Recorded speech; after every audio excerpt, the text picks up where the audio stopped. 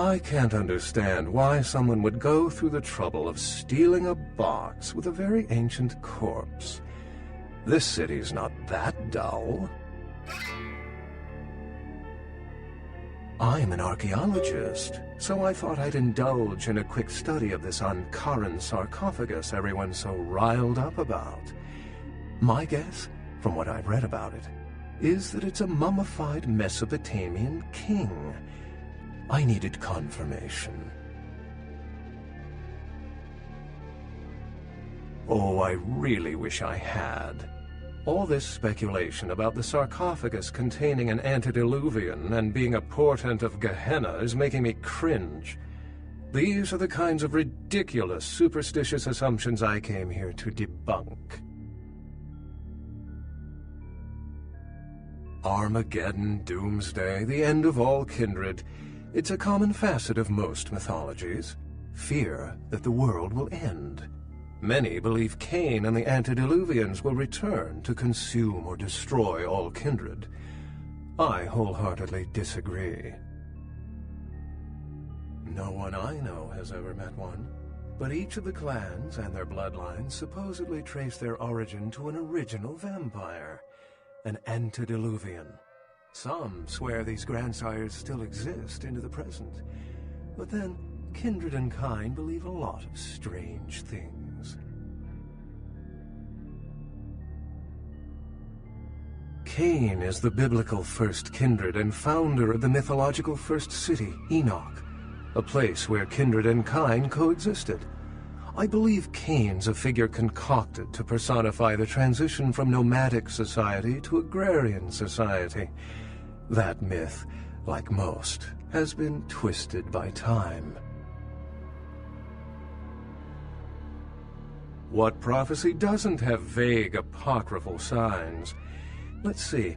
The usual ones cited are the appearance of thin bloods, Cain sightings, doom, gloom, that route.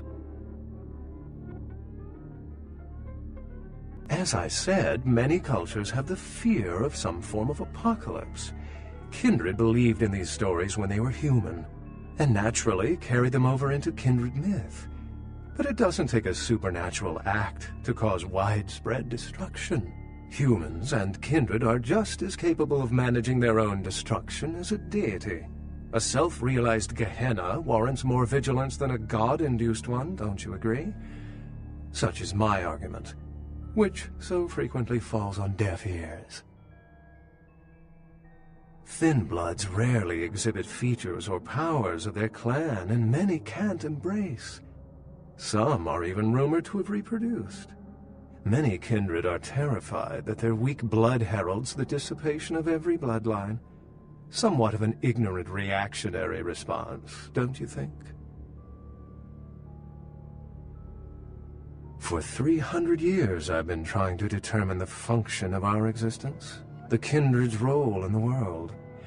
I'm not content to attribute it to some act of supernatural biblical vengeance. We exist for a reason. And if it takes another 300, I'll figure it out. Any thoughts?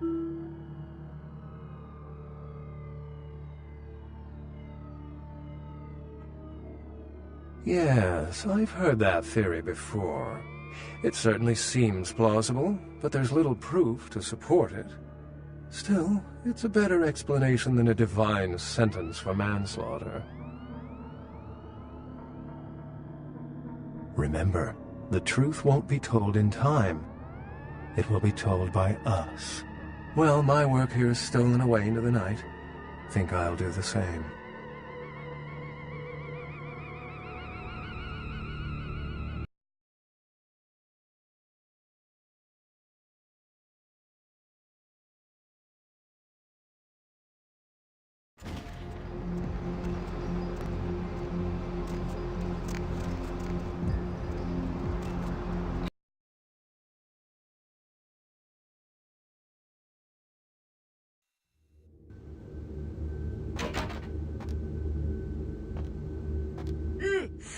Excuse me, starting to doze off there.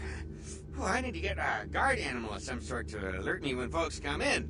Maybe one of them chimps like on that show Ape Detective? Oh, that monkey always gets his man. What? Oh, yeah, Mr. LaCroix's expecting you. For a young guy, he sure likes to work late. Me, I spent most of my youth in the entertainment industry. Yeah, I guarded the sets for over 6 top 10 TV shows.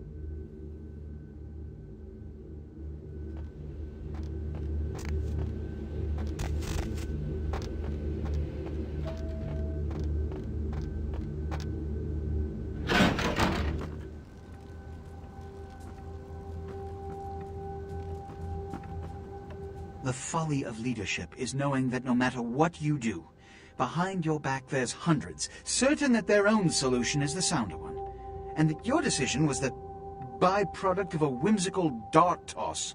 I pronounce the blast sentence, and I soak the critical fallout. I make the decisions no one else will.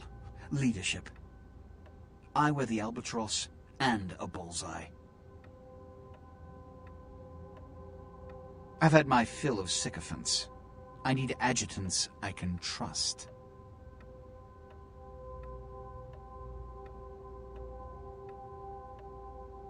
The blood hunt on Nines Rodriguez for the murder of Alistair Grout will be called.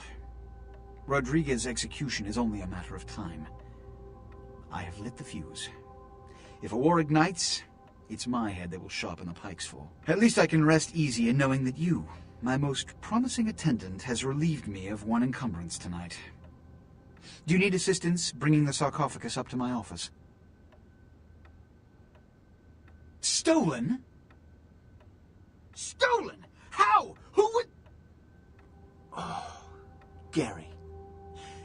Gary, you treasonous maggot. I should have anticipated your treachery, sewer rat. The Nosferatu Primogen. The Nosferatu were responsible for finding out where the sarcophagus was taken after the Dane, and for getting keys to the museum. They were the only ones who knew. It's obvious to me now. My mistake. I want him found. I want him... found. The sarcophagus could be exploited, causing who knows what catastrophe to this city. If it were to fall into the wrong hands...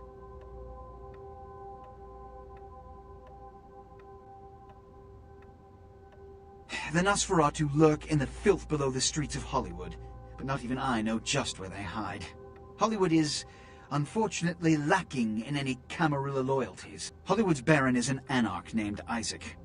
Isaac's more civil than the anarchs downtown, but nonetheless he wears his mistrust of me on his sleeve. He may know how to contact the Nosferatu. Find Gary and get him to talk. That sarcophagus could be used against us. Do not come back until you have it. Now, I must announce the blood hunt and bear the brunt of all consequences. Escort him out.